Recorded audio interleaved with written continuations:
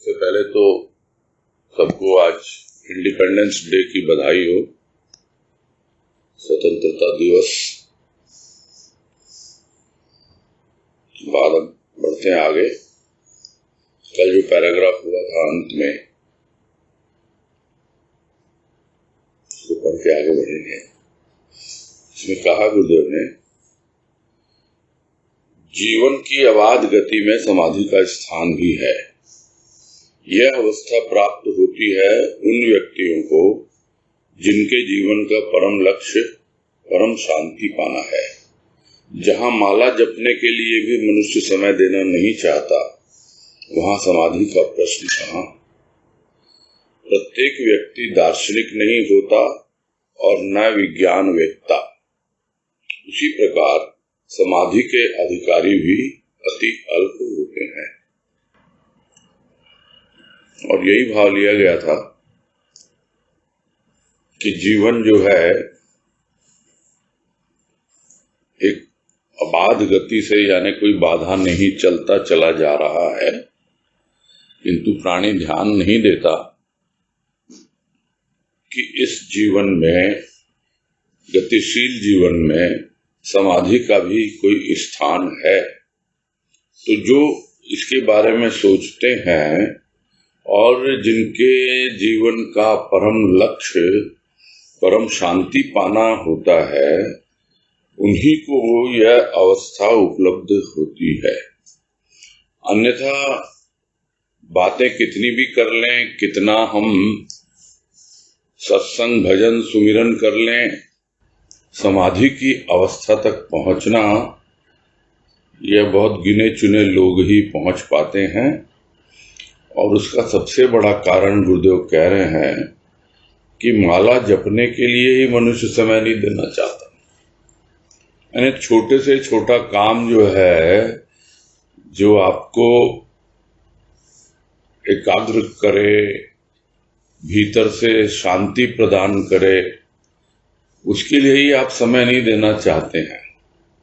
तो फिर समाधि की बात ऐसे लोगों से करने से क्या फायदा है, जो यह समझते हैं कि भाई हम तो सत्संग कर लेते हैं और हमारा जीवन तो सुधर रहा है। बिल्कुल सुधर रहा है, और इस तरह से ही चलता रहता है जीवन।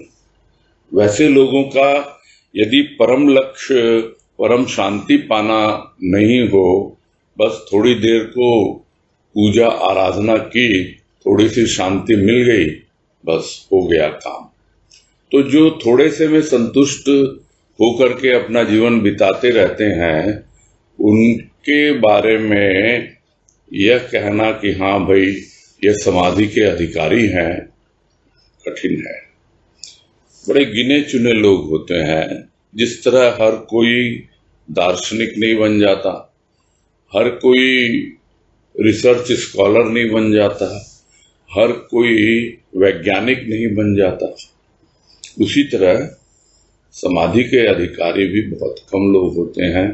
बहुत कम ही होते हैं जो उस अवस्था तक पहुंच पाते हैं। आज कह रहे हैं, सुख दुख के पश्चात समाधि की बातें भी मस्तिष्क में आने लगी। जातक कथाओं के अनुसार महात्मा बुद्ध को भी अनेक जन्म ग्रहण करने के पश्चात बुद्धत्व प्राप्त हुआ था। अतः समाधि के उपासक को भी अनेक जन्म ग्रहण करने पड़ते होंगे। मनुष्य इस जन्म की बातों का रहस्य भी जान नहीं पाता। वहां अनेक जन्मों की कथा की कल्पना करना मात्र है।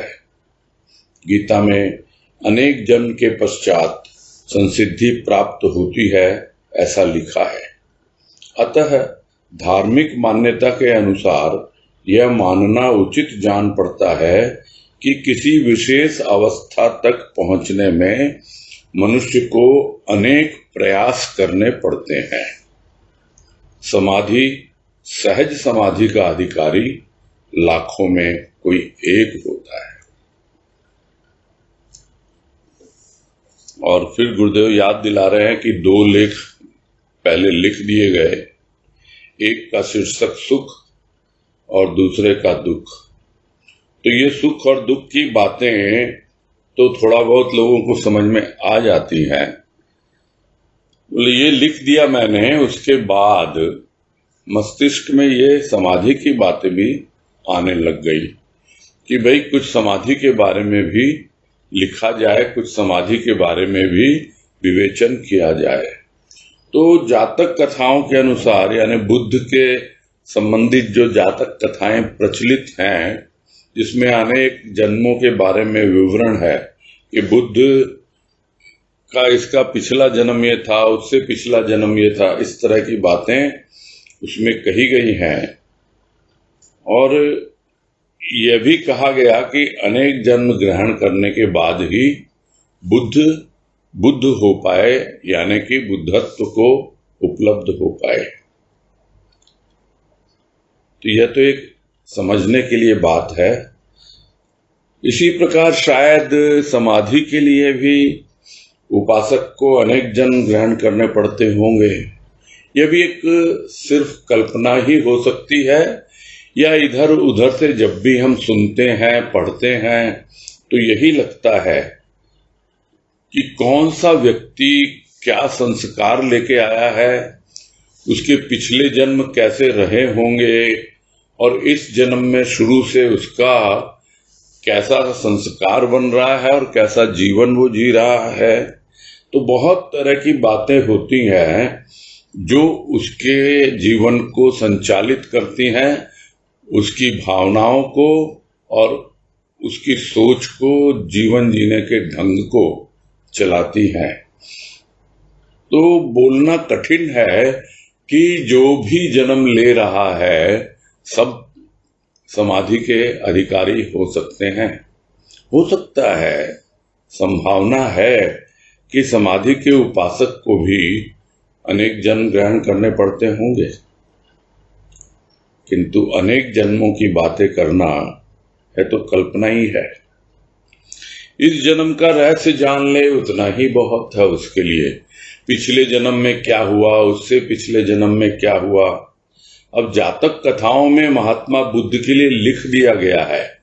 अब कितना सही है गलत है वो तो लिखने वाला ही जाने, किंतु यह बात तो सही है कि यह जो जन्म हमको मिला है उसका रहस्य यदि हम समझ लें और उस रहस्य में हमको रस आने लगे और हमारी खोज अंदर की गहराई तक जाने लगे, तभी मालूम पड़ेगा कि हाँ, इसमें यथार्थ कितना है और कल्पना कितनी है। और नहीं तो अनेक जन्मों की कथा की कल्पना ही करते रह जाएंगे और सोचेंगे कोई बात नहीं, पिछले जन्म में नहीं हुआ, इस जन्म में नहीं होगा, अगले जन्म में देखेंगे। और इस तरह टालता चला जाता है प्राणी। एक के बाद एक जन्म आते जाते हैं और समय बीतता जाता है और आवागमन के चक्र में ही उलझा रह जाता है। जो समाधि का उपासक है, जो समाधि की साधना में लगा हुआ है, उसको समझ में आना चाहिए कि बस मुझे तो इसी जन्म के बारे में जानना समझना है और इसी जन्म में मुझे उस अवस्था में पहुंच जाना है तभी। अन्यथा फिर गीता में पढ़ता है, उसमें भी भगवान कृष्ण कहते हैं, उसमें लिखा हुआ है कि अनेक जन्म के पश्चात ही सिद्ध होती हैं, संसिद्धि मिलती है। यानी आप जो भी लक्ष्य की ओर बढ़ रहे हो, बहुत समय लगता है वहां तक पहुंचने में। तो कुछ भी समझें, सबकी अपनी अपनी मान्यताएं हैं। तो जो इन धार्मिक मान्यताओं के अनुसार अपना जीवन व्यतीत करते हैं, तो लगता है कि हाँ, उचित तो है कुछ हद तक। तो उसका निष्कर्ष क्या निकला? निष्कर्ष यह निकला कि किसी भी अवस्था विशेष तक पहुंचने के लिए, यहां बात हो रही है समाधि की अवस्था, तो किसी भी अवस्था विशेष तक पहुंचने में मनुष्य को अनेक प्रयास करने पड़ते हैं, बार बार करना पड़ता है। हो सकता है एक बार में कामयाबी मिले या ना मिले, और बार बार प्रयास करना यानी पुरुषार्थ करना। यही है। यदि एक बार में सफलता मिल जाती है तब प्राणी यही समझता है कि ये मेरा सौभाग्य है, ये मेरा भाग्य है, ये मेरे प्रारब्ध में था, यानी पिछले जन्मों में शायद मैंने ऐसा कुछ किया होगा और एक बार में नहीं मिलता, फिर पुरुषार्थ करें। तो प्रारब्ध और पुरुषार्थ दोनों चलता रहता है साथ साथ। और अक्सर लोग कहते हैं जो फर्स्ट अटेम्प्ट में जिसको मिल जाती है सक्सेस, तो उसको लोग कहते हैं अरे ये तो इसका लक है। और जो बार बार अटेम्प्ट करके सक्सेस मिलती है तब उसको कहा जाता है यह इसका हार्ड वर्क है। यानी दोनों चीजें चाहिए, लक भी चाहिए और हार्ड वर्क भी चाहिए। उसी तरह है, हमें अपना प्रारब्ध भी समझना होता है और पुरुषार्थ भी करना होता है। तो अनेक प्रयास करने पड़ते हैं किसी भी अवस्था विशेष तक पहुंचने के लिए। और फिर यहाँ तो समाधि की बात हो रही है, और ऐसी समाधि जो सहज समाधि हो। तो सहज समाधि का अधिकारी तो स्वाभाविक लाखों में कोई एक होता है, ऐसा गुरुदेव यहाँ पे कह रहे हैं। लाखों में कोई एक का तात्पर्य यह है कि एक बार हो सकता है समाधि का अनुभव मिल जाए, किंतु उस समाधि को बाकी के जीवन में सहज रूप में अनुभव करते रहना या उसको मेंटेन करना, बरकरार रखना, यह लाखों में कोई एक के द्वारा ही संभव हो पाता है। आगे कह रहे हैं, अनेक मार्ग, अनेक पंथ, अनेक धारणाएं, यदि इनका विवेचन किया जाए तो युग बीत जाएंगे विवेचन में।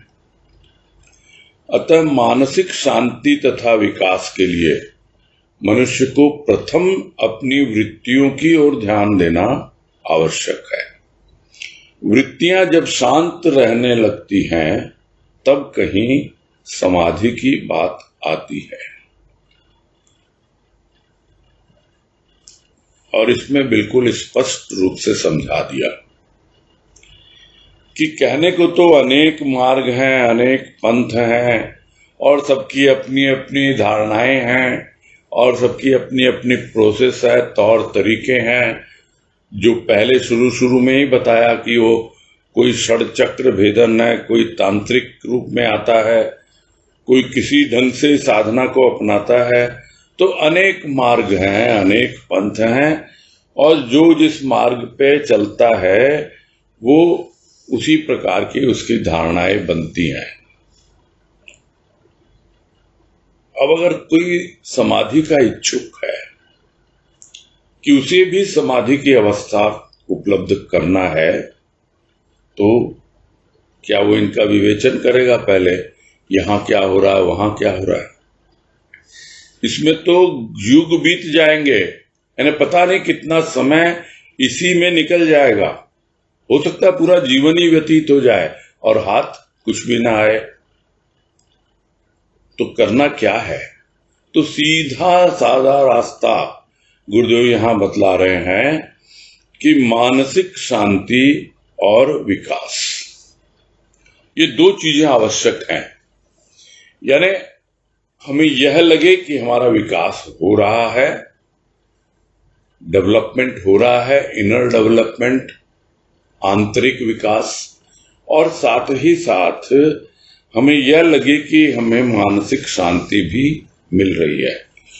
तो इसका क्या मेथड है? सबसे पहले अपनी वृत्तियों की ओर ध्यान देना है। और वृत्तियों के बारे में पहले भी दो एक बार हम चर्चा कर चुके हैं कि वृत्तियां क्या होती हैं। एकदम से हम वृत्तियों को पकड़ नहीं पाते हैं, समझ नहीं पाते हैं। हाँ, जो अपने आप को देखना सीख जाता है, अपनी सूक्ष्म भावनाओं को, विचारों को, और उसके आधार पर वो अपनी सूक्ष्म प्रकृति को समझने लगता है, तो धीरे धीरे और सूक्ष्म की ओर जाता है तब उसे पता लगता है कि वृत्तियां होती क्या है। क्योंकि वृत्तियां चित्त में कही जाती हैं, चित्त वृत्ति, और वहां से शुरू होती है, और वो चित्त वृत्ति संस्कारों के समूह का नाम है। यानी संस्कारों का जो समूह है, पूर्व जन्म के संस्कार और इस जन्म के संस्कार, उसके अनुसार जो हमारी वृत्ति होती है उसी के अनुसार हमारी प्रवृत्ति होती है। यानी वैसे ही कार्यों में प्रवृत्त होंगे। जैसा कि हम देखते हैं सत्संग में भी इतने लोग लगे हुए हैं सत्संग में, किंतु हर कोई हर तरह के काम में प्रवृत्त नहीं होता है। किसी को कुछ अच्छा लगता है, किसी को कुछ अच्छा लगता है। तो ये उनकी वृत्तियां हैं जो उन्हें प्रवृत्त करती हैं उस काम को करने के लिए, और वो प्रवृत्ति धीरे धीरे उनकी प्रकृति बन जाती है। यानी उनका स्वभाव हो जाता है, वो नेचर हो जाता है।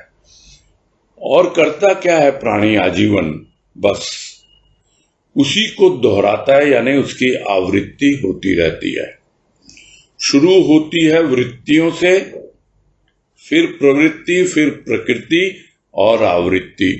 तो यह जो आवृत्ति है उससे जब तक निवृत्ति न मिले तब तक आवागमन से निवृत्ति नहीं मिल सकती।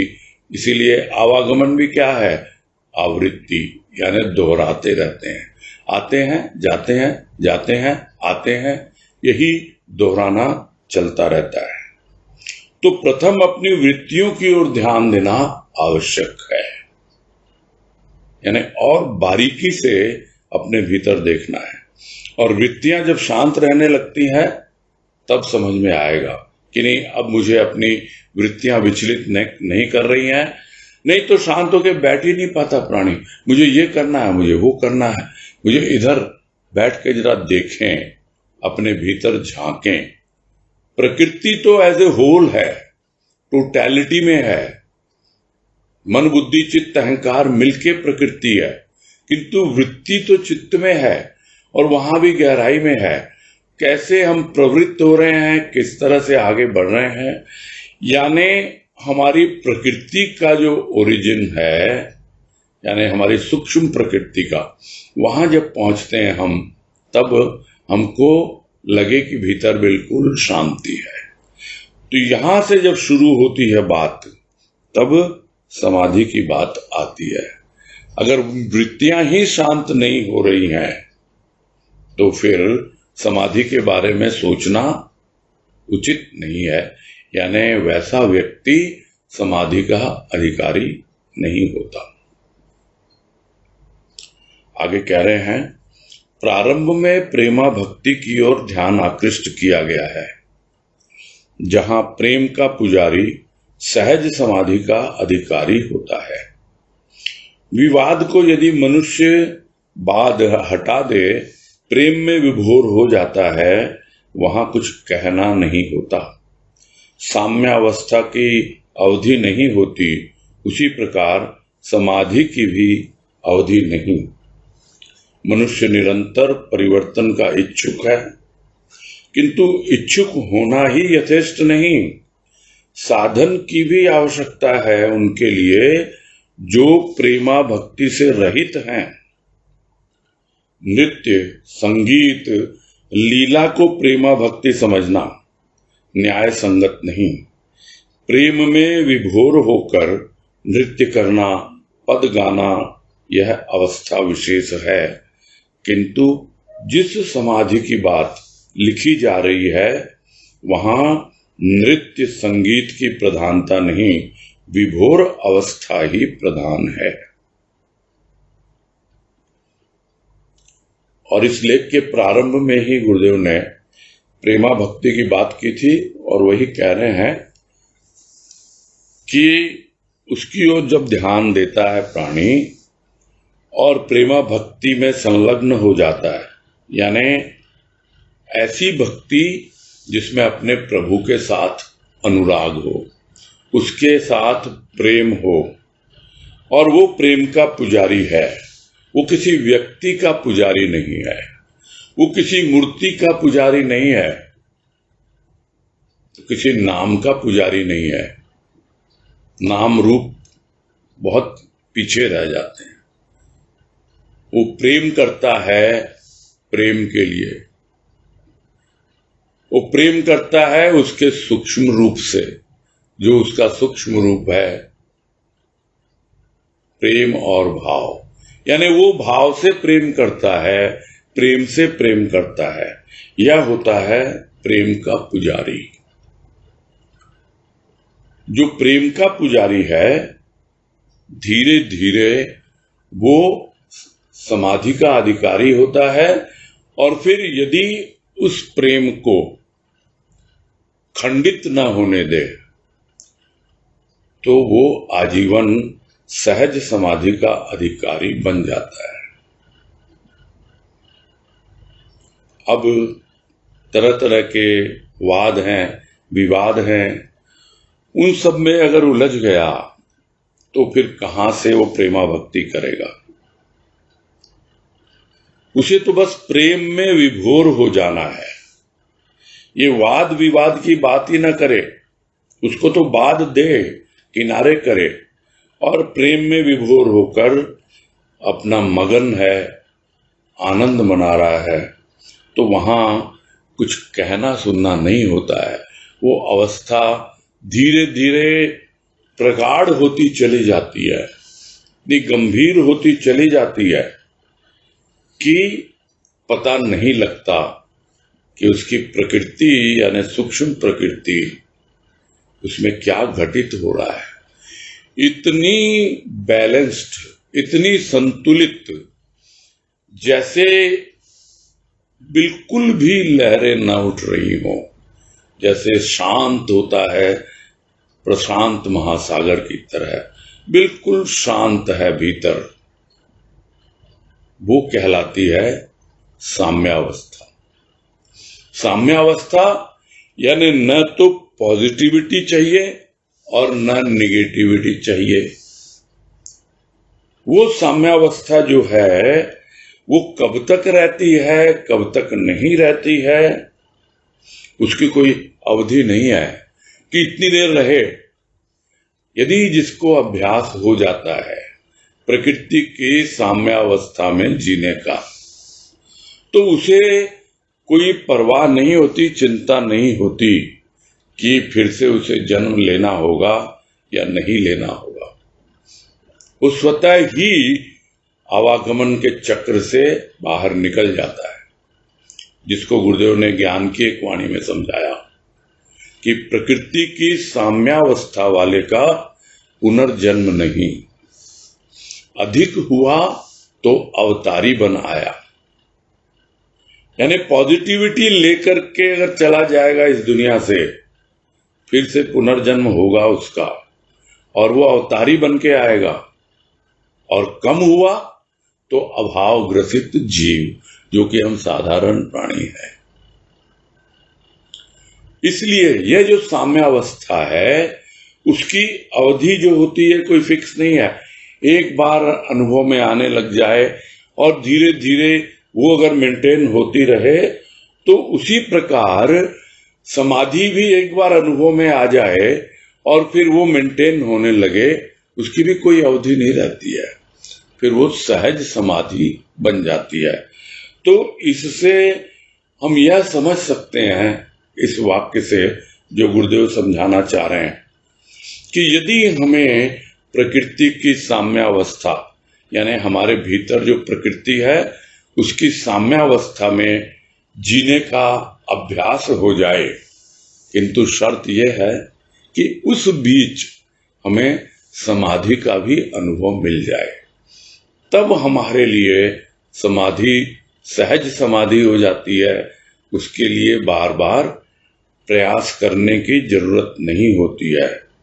हाँ, एक बार उस विशेष अवस्था में पहुंचने के लिए अनेक प्रयास करने होते हैं, किंतु जब एक बार पहुंच गए वहां, फिर उसको मेंटेन करने के लिए, सहज रूप में रखने के लिए हमें साम्यावस्था का अभ्यास करना पड़ता है।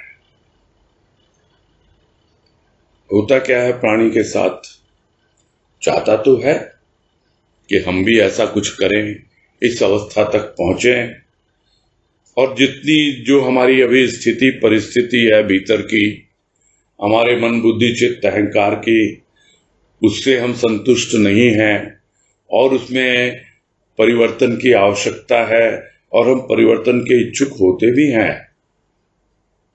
किंतु गुरुदेव कह रहे हैं सिर्फ इच्छुक होना ही यथेष्ट नहीं है, उसके लिए साधन की भी आवश्यकता है। और वो साधन वो क्या है? वो है प्रेमा भक्ति, यानी प्रेम और भाव से भक्ति में लगे रहो। किंतु खाली इच्छा करने से नहीं होगा। आपके भीतर प्रभु के प्रति प्रेम नहीं है, उसके भाव में नहीं हो, तो यदि उससे रहित हो तो फिर सिर्फ इच्छा कर लेने से नहीं होता है। और ऐसे लोग देखते हैं बाहर कि रास लीला हो रही है, लोग नृत्य करते हैं, संगीत हो रहा है, इतने उठ के नाचने लगते हैं, और वो सब जो लीलाएं होती हैं उसी को प्रेमा भक्ति मान लेते हैं, तो वो गलत फहमी में है। गुरुदेव कहते हैं न्याय संगत नहीं है, ये अन्याय कर रहे हैं। वो अपने साथ समझ नहीं पा रहे हैं, वो भ्रम में जी रहे हैं कि यही प्रेमा भक्ति है। जब प्रेम में विभोर हो जाता है प्राणी, तो अपने आप गुनगुनाने लगता है, कुछ गाने लगता है, हो सकता है नृत्य करने लगे, किंतु वो नृत्य बाहर प्रकट हो यह कोई आवश्यक नहीं है। एक अवस्था विशेष बनती है जब प्राणी प्रेम में विभोर हो जाता है, ये एक अलग अवस्था है। यह कोई समाधि की अवस्था नहीं है। समाधि की अवस्था जो होती है वहां पर नृत्य की, संगीत की, कुछ गाने की, बजाने की, कुछ बोलने की, कुछ सुनने की, इन सब की आवश्यकता वहां पर नहीं होती है। वहां पर तो जो अवस्था है विभोर हो जाना, बस वही उसी की प्रधानता है। विभोर हो जाएं, हम अपने आप पे रीझ जाएं, किसी दूसरे पे रीझना और विभोर होना वो थोड़ा सहज है। किंतु जब जिसे हम दूसरा समझते हैं, जिसे हम पर समझते हैं, वही जब स्व हो जाए या हमारा आपा हो जाए और हम अपने आप पर ही रीझने लगते हैं, विभोर हो जाते हैं भीतर ही भीतर, तब समझ में आएगा कि हाँ, अब हम समाधि की ओर आगे बढ़ रहे हैं।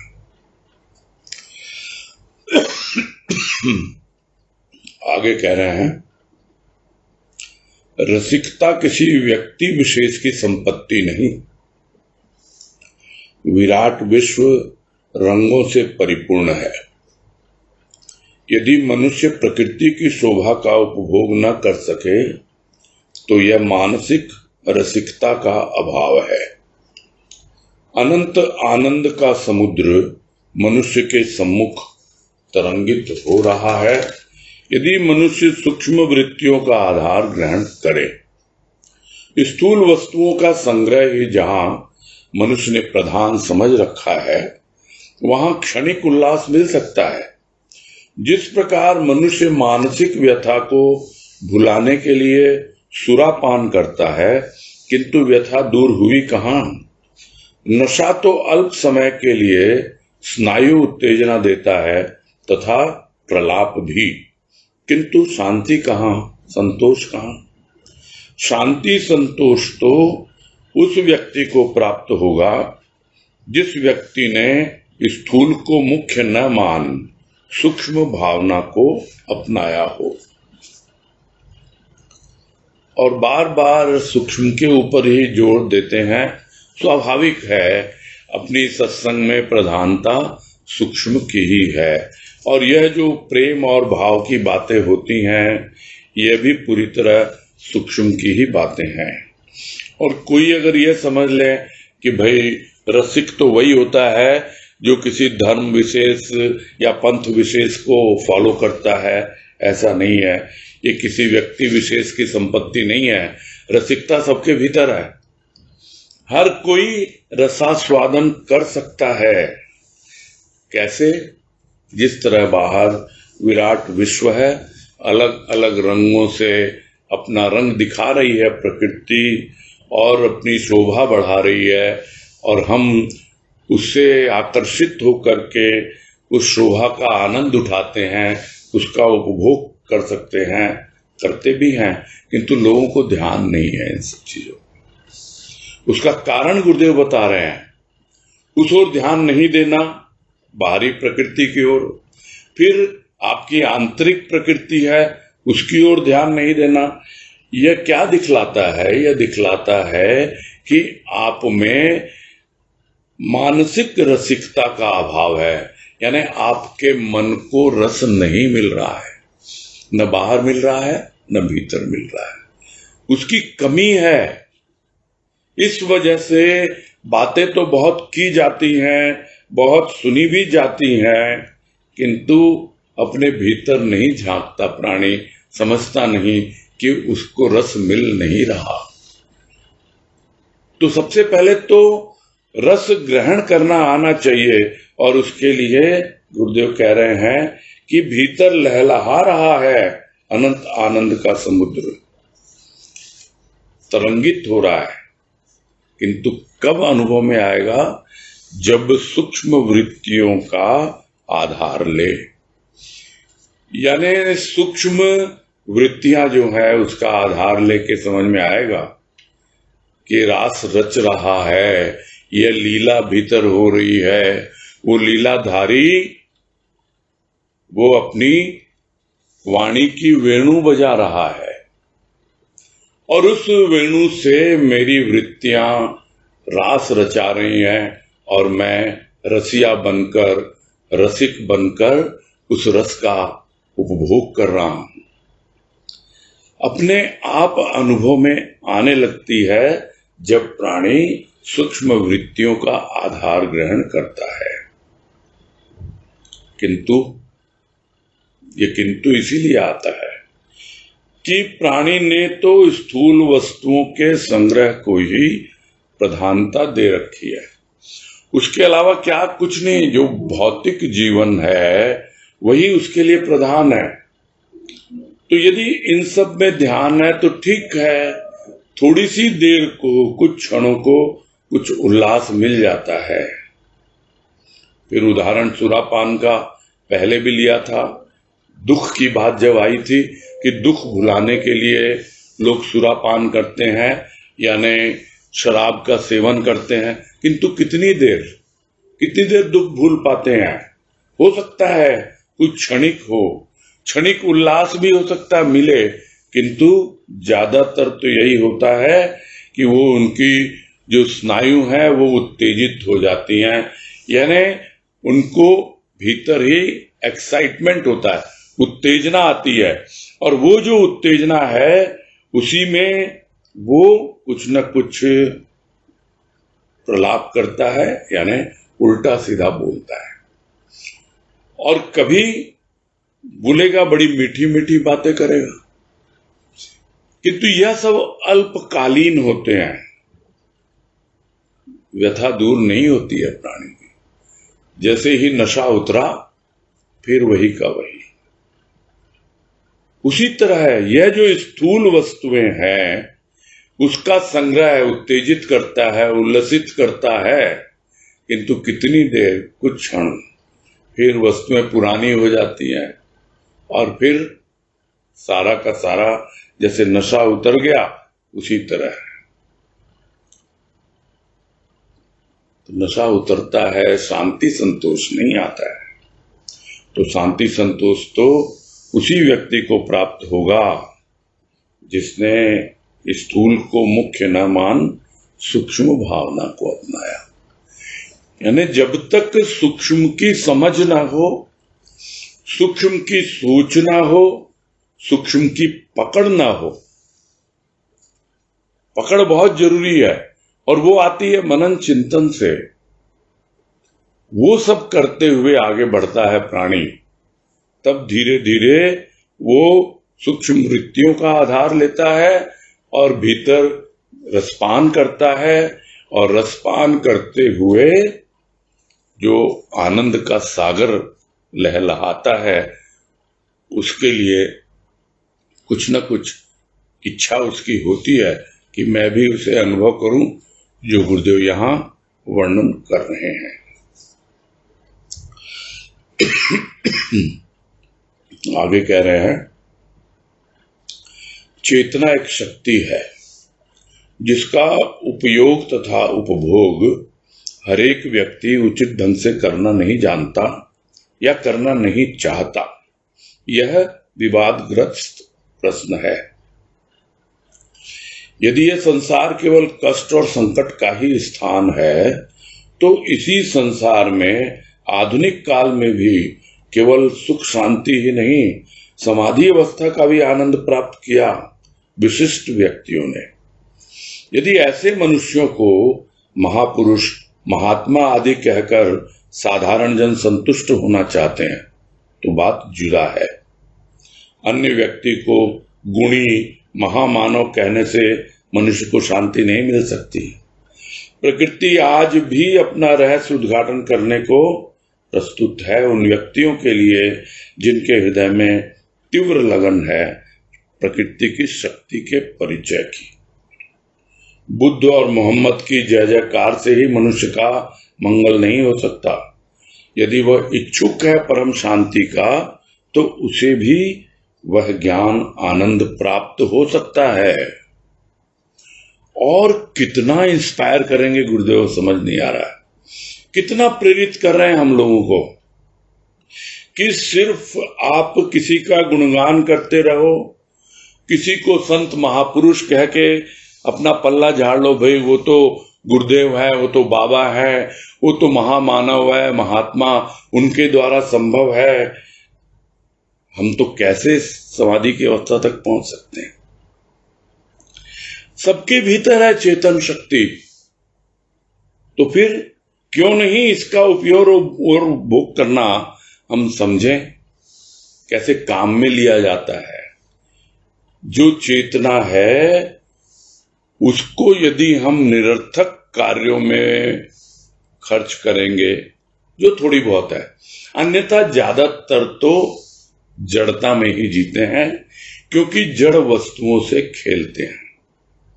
किंतु जिनके भीतर थोड़ी बहुत भी चेतना जागती है और धीरे धीरे वो उसका उपयोग और उपभोग उचित ढंग से करने लगे, पहले तो करना चाहना पड़ेगा। सिर्फ चाहने से भी नहीं होगा, उसकी युक्ति आनी चाहिए, किस ढंग से उसका उपयोग करना है। तो जानता नहीं या चाहता नहीं, और इसी को लेकर के विवाद होता रहता है। अरे हमको तो पता ही नहीं है चेतना क्या होती है। और तो पता करो, अनुभव करो, देखो। और नहीं चाहते तो नहीं चाहते, बस खत्म। फिर ये सब बातें सुनने की, करने की आवश्यकता ही नहीं है। और यदि अनुभव किया है तो उसको सही ढंग से काम में लिया जाए। और ऐसे प्राणी जो ठीक से उसे काम में नहीं ले पाते हैं, अपने भीतर जो चेतन तत्व है उसको ठीक से समझ नहीं पाते हैं, वो सारी दुनिया को ही दोष देते रहते हैं। इस संसार को ही कहते रहते हैं भैया ये तो कष्ट और संकट का स्थान है। बस इसी को कोसते रहो, इसी का उल्हाना देते रहो, तो उससे क्या बात बन जाएगी। देखते हैं इसी आधुनिक काल में सुख शांति से रहने वाले भी बहुत हैं, और जो सुख शांति से रहते हैं और उन्होंने और आगे बढ़कर समाधि का विशिष्ट स्थान भी प्राप्त किया है, ऐसे अनेक विशिष्ट व्यक्ति हैं। और आप उनको क्या कहोगे?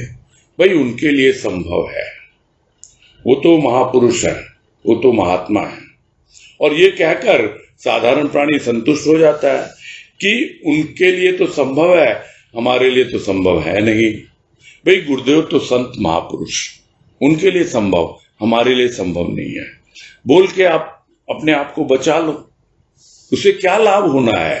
इसीलिए कह रहे हैं अगर ऐसी सोच है किसी की तब तो अलग बात है, तब तो जुदा है बात, है ना। तो फिर कोई फायदा नहीं है इन सब बातों को सुनने करने का।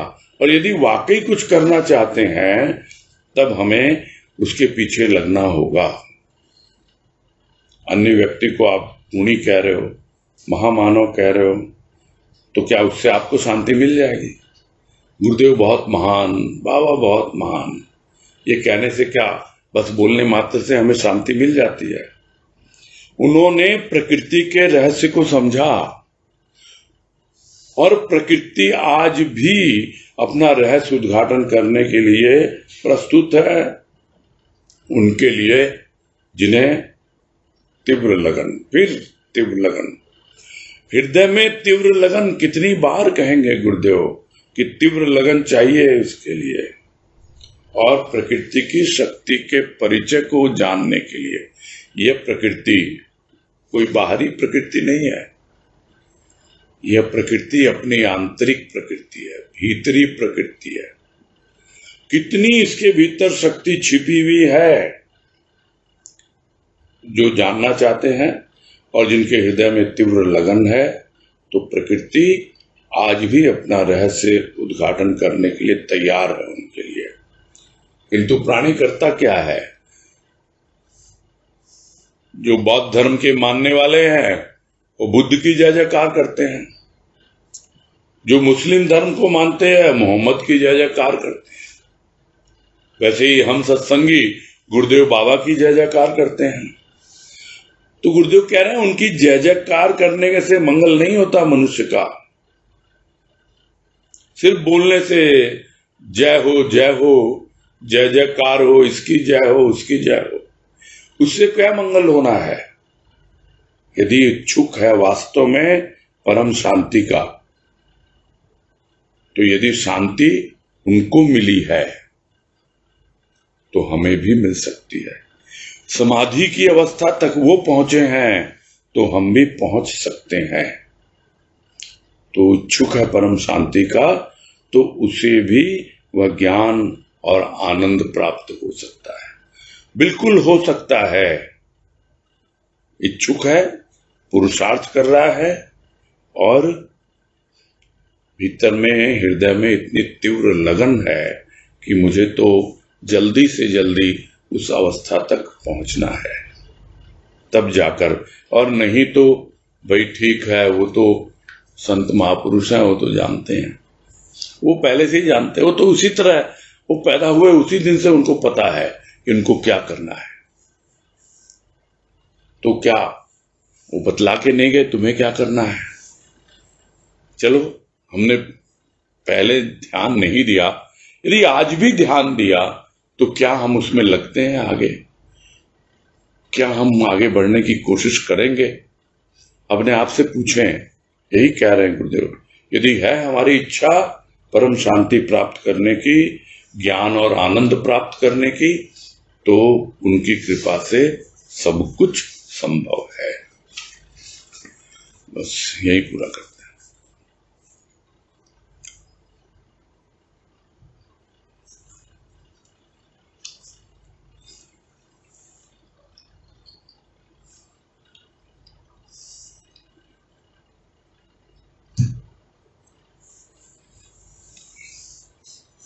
हाँ भाई, कल कोई पेंडिंग रह गया था, मैं उसका वेट कर रहा था। पूजा हेतन सर, हाँ वो हैं कि नहीं मालूम नहीं। अभी तो दोनों पति पत्नी आ गए हैं, अजय बंसल, उषा बंसल, सुनीता जालान। चलो सुनीता जालान कम आती है, उसको देखो। है वनीता? सुनीता जालान।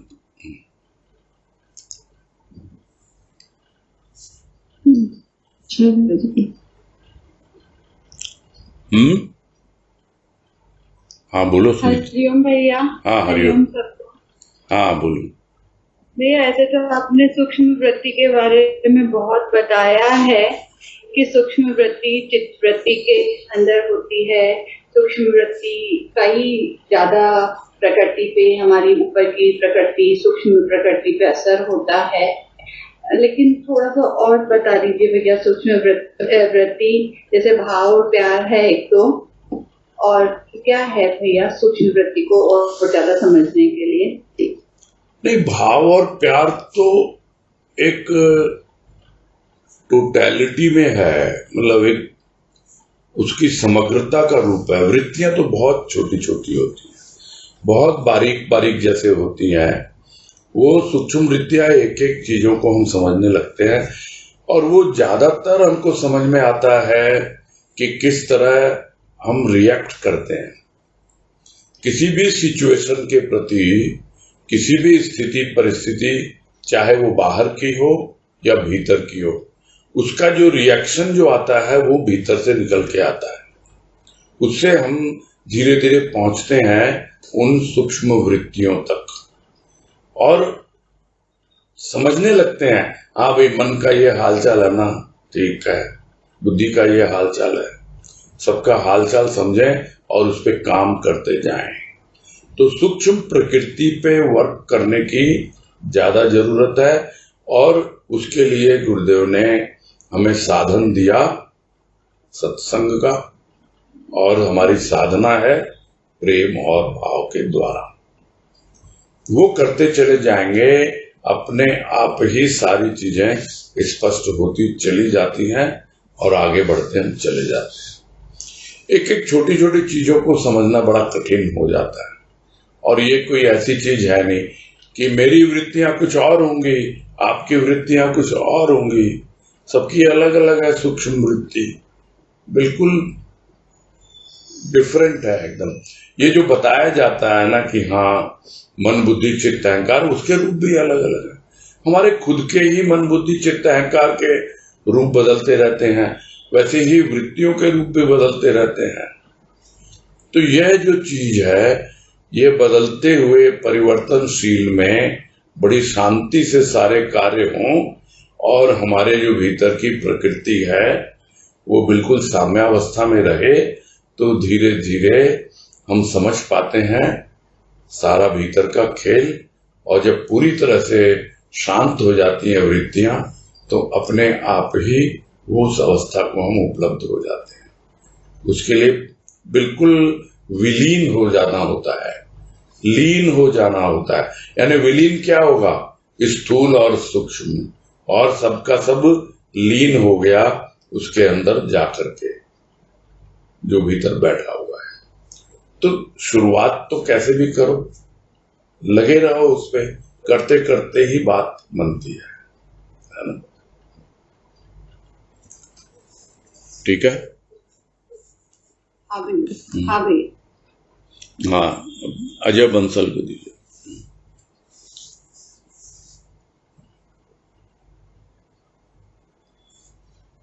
प्रणाम भैया। हाँ नमस्कार, बोलिए।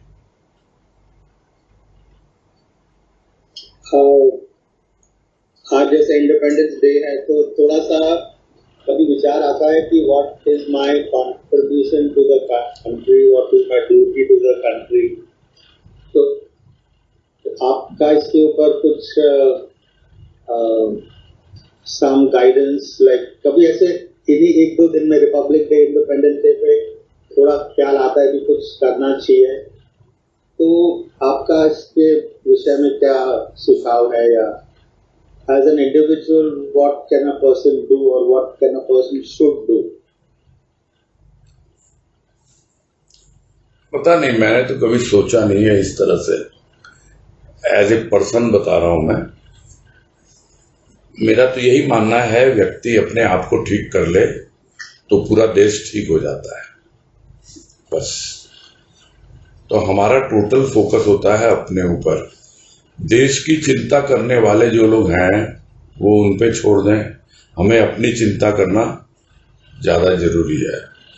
और उसके लिए क्या है, स्वतंत्र हुआ देश अपनी जगह है, किंतु हम तो अभी भी परतंत्र है अपने विचारों के। विचार ही तो हमको चला रहे हैं। हम स्वतंत्र कब होंगे हम स्वतंत्र तब होंगे जब हम स्वयं के तंत्र तक पहुंच जाएंगे। वो है स्वतंत्र होना। इतनी सी बात है और कुछ नहीं। ठीक है, ठीक है भैया। हाँ, उषा बंसल।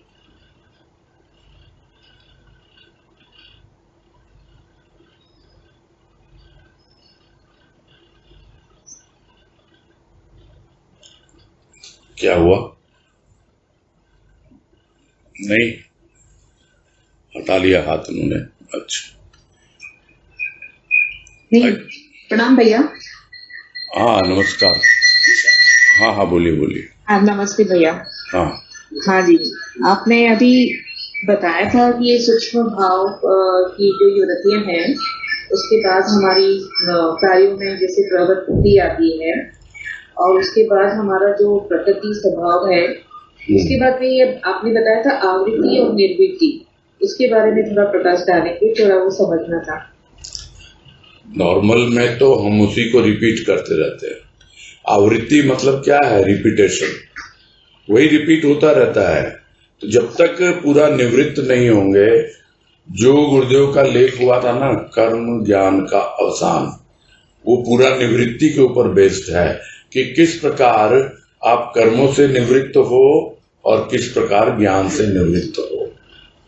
तो वो जो निवृत्ति है वो जब तक नहीं आती है तब तक आप आवागमन के चक्कर से बाहर नहीं निकलते हो, यानी आवृत्ति होती रहती है। आवृत्ति को दूर करने का एकमात्र उपाय है निवृत्ति। ये बात है, यानी निवृत्त हो गया। जो मुझे करना था कर लिया, जो कर्म करने थे हो गए, जो ज्ञान प्राप्त करना था कर लिया, अब मैं निवृत्त हूं। लोग कहते हैं ना, जो रिटायर्ड हो जाता क्या बोलते हैं उसको? सेवानिवृत्त। रिटायर्ड आदमी को बोलते हैं ये सेवानिवृत्त हो गए, यानी जहां काम करते थे वहां से अब निवृत्त हो गए। ये जो करना था कर लिया। तो फिजिकल रूप है ये। तो टोटल आपका जो है स्पिरिचुअल लेवल पे आप पूरी तरह निवृत्त हो गए। आपको जो करना था बाहर भीतर सब हो गया। वो उस लेख में बहुत अच्छे से गुरुदेव ने समझाया है। वो निवृत्ति के ऊपर ही पूरा बेस्ड है वो। ठीक है, ठीक है भैया, प्रणाम। हाँ हरिओम। हाँ, अजय झुंझुनवाला।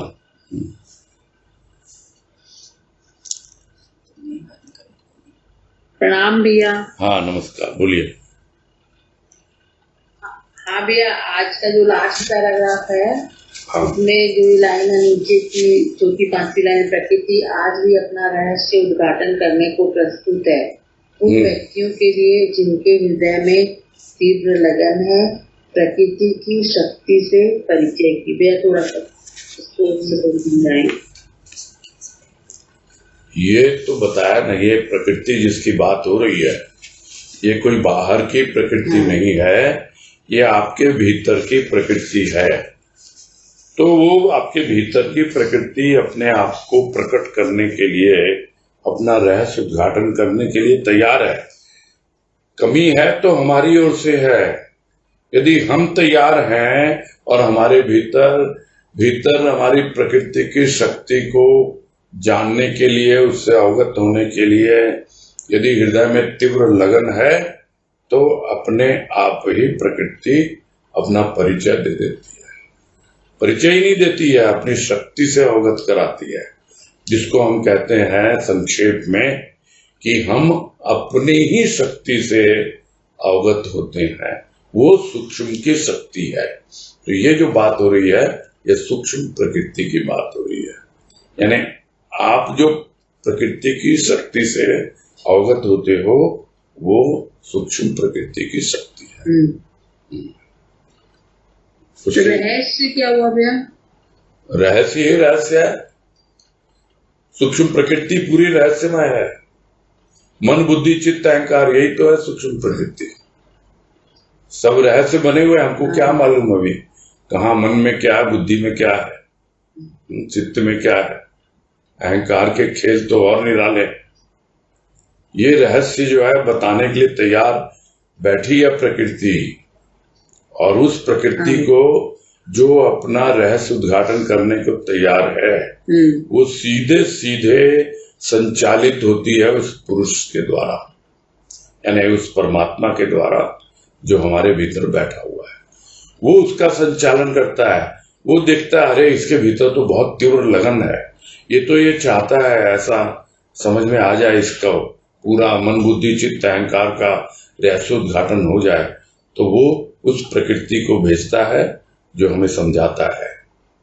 जिस तरह हम कहते हैं कि मन के ही दो रूप होते हैं, एक साधक मन, बाधक मन। तो वो साधक मन स्पष्ट करता है, रहस्य बतलाता है, देख यहाँ यहाँ बाधाएं आ रही है। उसी तरह वो पूरी तरह, और जब वो सब बाधाएं दूर हो जाती हैं, तो वो जो मन जो है इतना अपने आप को सबल अनुभव करता है, मनोबल मिलता है, जिसको कहते हैं हम इच्छा शक्ति हमारी दृढ़ होने लगती है एकदम। जैसे क्या बोलते हैं, जिम जाके वर्कआउट करते हैं, वैसे ये भीतर की कसरत है। ठीक है। हाँ हाँ, प्रणाम भी है। हाँ, हरिओम। और सब रोज वाले हैं, उनमें एक किसको मौका दिया जाए पहले? स्वाति झुंझुनवाला। चलो, मम्मी से बात हो गई, अब इससे भी कर लें। बोलो स्वाति। प्रणाम ताऊ जी। हाँ हाँ बोलो। हेलो। हाँ बोलो। ताऊ जी, बहुत बेसिक क्वेश्चन है, बट समझना चाह रहे कि चेतना एग्जैक्टली क्या होता है। मतलब उसको अगर हम इंग्लिश में या कोई और वर्ड्स में समझे तो क्या एग्जैक्टली? चेतना इंग्लिश वर्ड बोल रहे हैं क्या? इंग्लिश वर्ड है उसका कॉन्शसनेस। हमारी जो कॉन्शसनेस है वो चेतना है। ठीक है। हाँ, ठीक है, क्लियर हो गया? ठीक जी। हाँ। जी जी जी, प्रणाम। हाँ, हरिओम। हाँ, अभी सुधा तुलश्याम।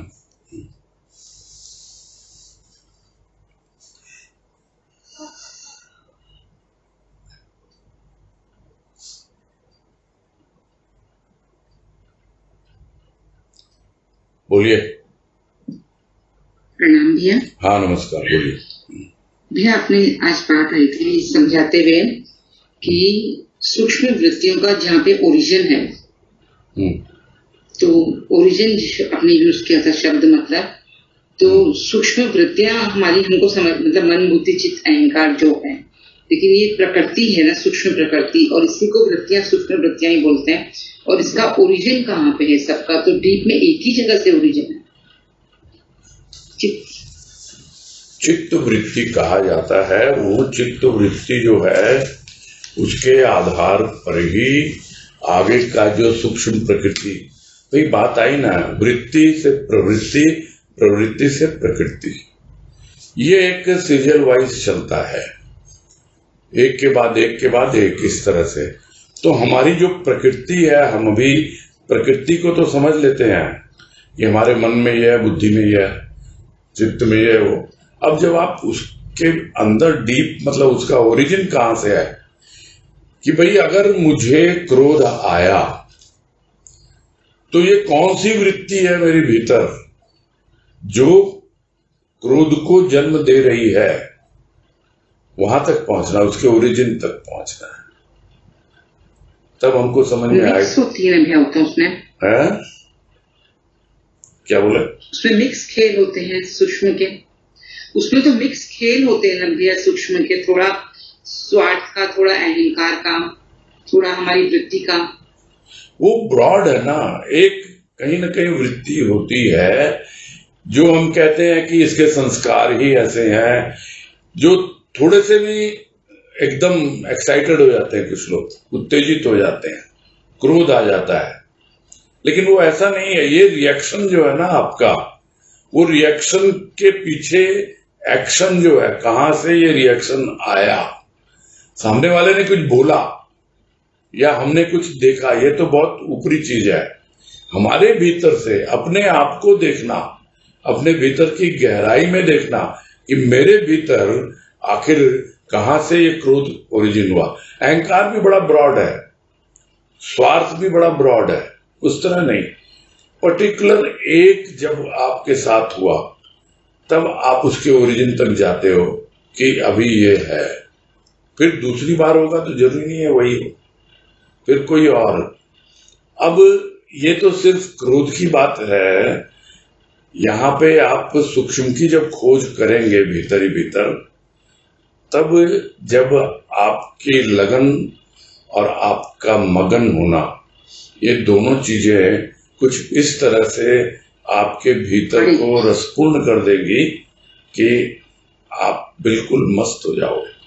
उस वक्त वृत्तियां बिल्कुल शांत हो जाती हैं, जिसकी बात गुरुदेव यहाँ कह रहे हैं ना कि वृत्तियों को शांत करना हमारा लक्ष्य होना चाहिए, तब आगे बढ़ेंगे हम।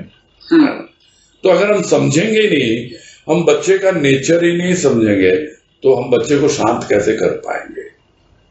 वैसे ही है, हम वृत्तियों को थोड़ा बहुत समझें, तब जाके वो वृत्तियां शांत होनी शुरू होती है।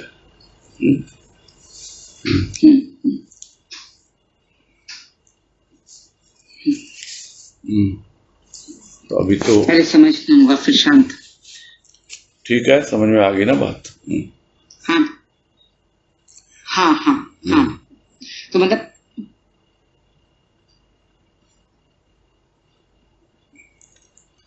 अभी है क्या समय, 2:03 तो हो चुके हैं।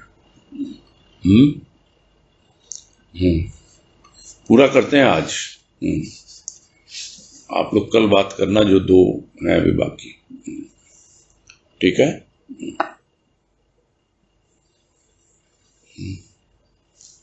भैया जी, सुधा दीदी का रह गया था बीच में, थोड़ा वो कुछ पूछना चाहती। हाँ, क्या क्या रह गया? हट गए तो समझ नहीं आना मेरे को। हाँ, क्या? बस वो जो नहीं हटाई नहीं थे भैया, म्यूट कर दिया तो इससे अपने की वृत्तियां शांत रहने लगी। मतलब ये कि प्रश्न, जैसे हम जब ना उस प्रेम में विभोर होने लगेंगे, वृत्तियां अपने आप धीरे धीरे होने लगेंगी। जी हाँ, जी हाँ। पहले समझेंगे उसको, ठीक है। तब हाँ, तब जाकर के ये चीजें घटित होती हैं। ऊपर ऊपर पत्तों को सींचने से नहीं होता है, जड़ों को सींचना पड़ता है। ये वृत्तियां जो है ना, वहीं से शुरू होती है, सारी चीजें वही उसका ओरिजिन है, ये कहने का मतलब है ना। ठीक है।